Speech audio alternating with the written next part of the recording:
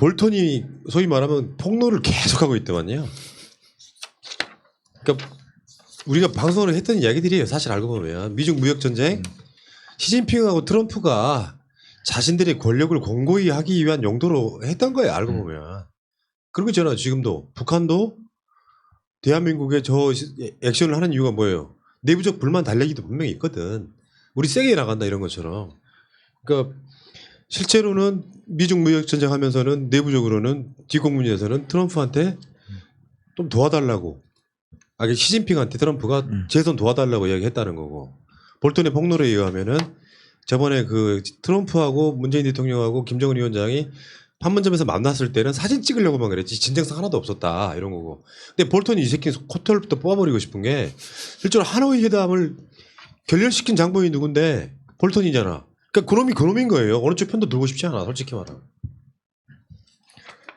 볼턴은 진짜 비열한 것 같습니다. 지금 책 팔아먹기밖에 안 되는 거거든요. 본인이 잘린 거에 대한 불만을 이렇게 발췌본을 언론에 돌려가지고 책을 얼마나 팔아먹으려고 하는 건지 너무 비열하기 짝이 없고요. 이거는 뭐 트럼프는 물론이고 다른 나라와의 관계에서도 전혀 미국에도 도움이 되지 않는 일인데 너무 비열하단 말밖에 할 수 없네요. 저는 볼턴을 볼 때는 트럼프가 재선을 못한다. 그 다음 대통령한테 일자리를 구하기 위한 쇼 같아요. 저는. 그러니까 트럼프 말고, 그러니까 트럼프가 우리가 만만했던 거는 장사꾼이기 때문에 자기 이득이 되는 건 뭐든지 할 거다라고 사실 밀어준 거거든요. 우리 같은 민주시민의 곁에서 보면 말도 안 되는 대통령이 미국 대통령으로 지금 앉아 있었던 거거든요. 근데 트럼프보다 더한 놈들이 있는 거예요. 나는 그 중에 하나가 볼턴이라고 보는 거야. 그러니까 지들끼리 치고받고 싸우긴 하는데 실제로 한반도 평화보다는 얘네들이 한반도는 어떤 거냐면 장기판의 절 같은 거예요.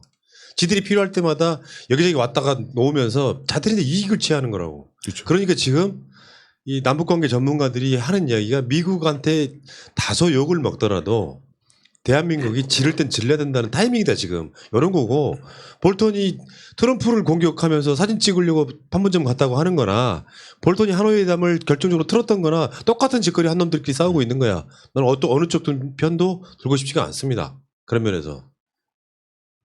거침없는 폭로전 이어간다는데 그냥 우리는 팝콘 먹으면서 다 그렇게 뭐 하든지 말든지 먹지도 않는 거지.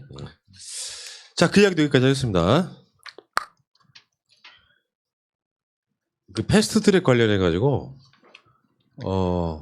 재판을 받는데 황교안 나경원 변론하는데 미래통합당에 당비로 2,750만 원이 지급됐다 이런 거거든요. 보통의 경우는 어떤 특정 사건에 누군가가 이렇게 걸려 있을 때 일단 첫 번째 하려면 다 해주지. 왜 당대표하고 원내대표 당시 목만 미래통합당에 당비로 나갔는지 일단 그게 궁금하고요. 두 번째 민주당 국회의원들은 이런 재판 대응할 때 개인의 서비스거든요. 이거 어떻게 봐요? 일단은 이거 사실 횡령으로 될 수도 있거든요. 그러니까 원래 그 조직 그러니까 이제 간단하게 법인 같은 경우에 법인 대표가 뭐 형사소송에 걸렸다 이런 경우에 절대 법인 비용을 법인 대표의 소송 비용을 쓸 수 없게 돼 있어요. 만약에 그렇게 쓰게 되면 횡령이 돼요. 거기에다가 이제 설사 그 법인 대표가 형사 문제가 된 이유 자체가 법인의 업무일 수도 있잖아요. 걸린 것 자체가. 그런 경우에도 그러니까 형사적으로 문제가 될 만큼 법인의 업무가 형사적으로 문제가 될 만큼 되면 그때부터는 법인의 업무가 아니라고 보는 거예요. 근데 이거는 법인이 아니라 사실 정당이잖아요. 정당의 업무는 품위가 있어야 되고 그 품위에 어긋나서 안 되는데 형사적으로 문제가 되는 행위를 이거를 당의 업무라고 할 수도 없고 정말 개인의 일탈이라고 볼 수밖에 없는데 이 일탈 비용을 당비로 지급을 했다는 거는 물론 이제 내부적으로 어떤 절차를 거쳤는지까지 알 수가 없기 때문에 이게 횡령이다라고 단언할 수 있는 건 아닌데 제가 봤을 때는 이거는 횡령이 문제가 될 수도 있고 좀 크게는 그리고 정치자금 상황은 확실히 문제가 되거든요. 이런 식으로 정치자금 사용할 수 없게 돼 있는데 요거 제가 반값에 해드리겠습니다. 이거 사준모랑 법세련이 나서야 할 때네요.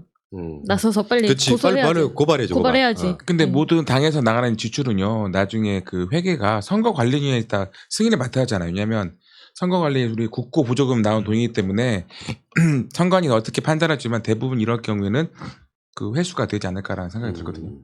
근데 법적인 측면 다로 떠나가지고 아니 이런 생각도 해봤어. 민주당도 똑같이 해줘야 되는 거 아닌가 이런 생각도 해봤어요. 사실 심리적으로는 말이에요. 이 사람들 지금 당을 대표해가지고 당대표, 원내대표 이 역할 하다가 생긴 일이잖아요. 민주당은 이 국회의원 5명이 모두 자기 비용을 쓰고 있다고 하더라고요. 그러니까 법적인 문제를 떠나서 이야기 드리는 거예요. 이럴 때는 민주당이 이거를 해주는 것도 나쁘진 않겠다 생각을 해봤어요. 악플 달라면 다 하세요.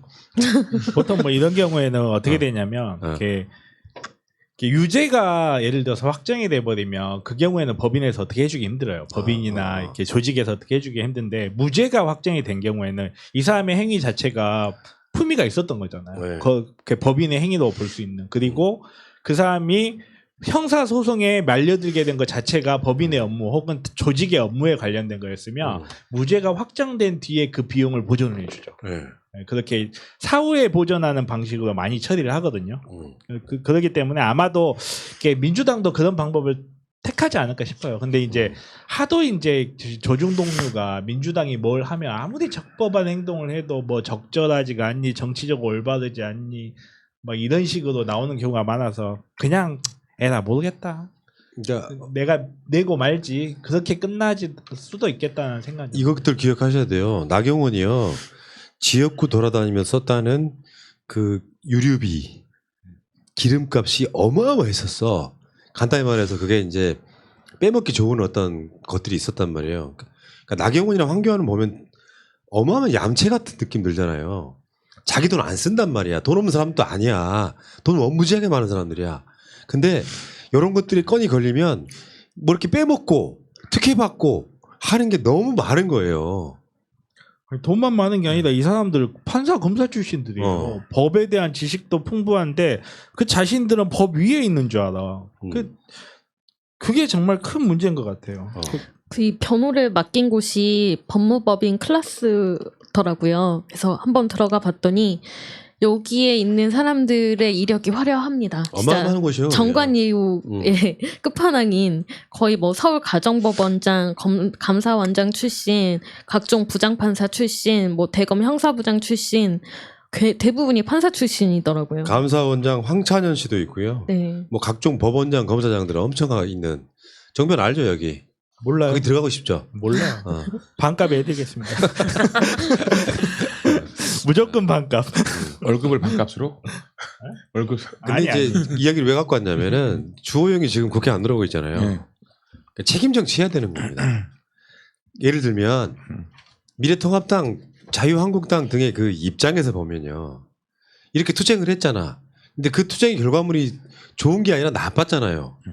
그럴 때 이 재판 비용은 당이 대줄 거니까라고 무책임하게 막 지르는 게 나쁘다는 이야기를 하고 싶은 거거든요.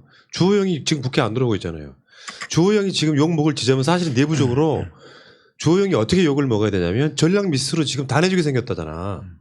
그러니까 버티는 문제가 아니고 전략이 없으니까 어디 절에가 숨어버리는 거거든요. 전략이 있으면 그 전략대로 하겠지. 굳이 하는 전략이라는 게 숨어버리는 거야. 나 화났어라고 생떼 쓰고 있는 거잖아요. 이럴 때 여기서 당에 손해를 끼치면 그런 부분에 있어서는 정당하게 본인이 비용을 지불하는 게 맞다 이렇게 이야기를 드리고 싶은 거예요. 만약에 주호영이 절에 숨었는데도 절에 가는 비용, 뭐 체류 비용 이런 것도 당이 대주나? 반값에 해드리겠습니다. 저는 템플스테이가 보통 하루 2만 원 정도밖에 안 하니까 뭐 자기 돈 하기 2만 원밖에 안 해요. 아. 1인당. 그러니까. 주호영이 중앙일보 취재진한테 지금 어디냐는 질문에 이렇게 얘기했다고 합니다. 운신부지처라고 5글자를 보냈대요. 구름이 깊어 있는 곳이 어디인지 알지 못한다. 산이네. 가셨네. 산이야 산. 아니 그게 아니라 가신 거 아니야 이거.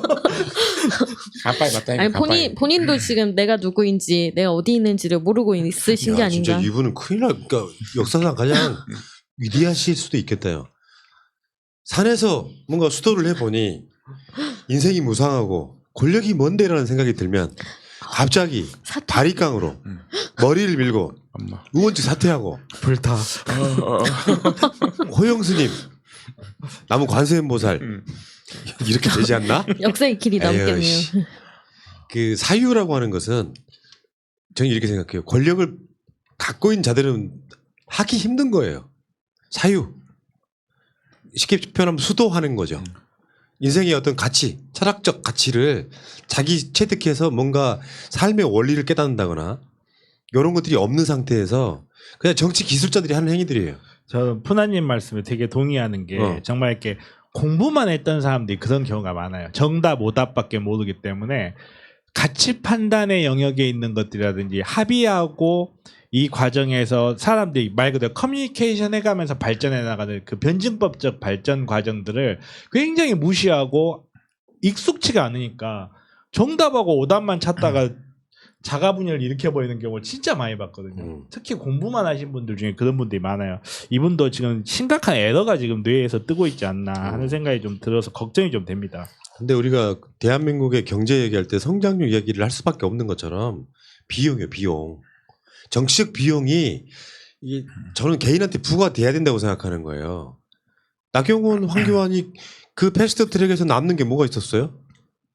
그럴 때는 그 비용은 본인이 부담하는 것처럼 주호영한테 세비가 안 나가는 것뿐만 아니라 전략 부재로 뭔가 이런 상황이 벌어지면 최소한 성장률에 무슨 뭐 수치가 나오는 것처럼 비용들은 스스로가 부담하게끔 만들어주는 과정을 거쳐야 된다. 국회 안 들어오고 있는 사람들한테 세비가 왜 나갑니까? 국회의원들만 무노동 무임금이라며. 에이, 알겠어요. 여기까지 해요.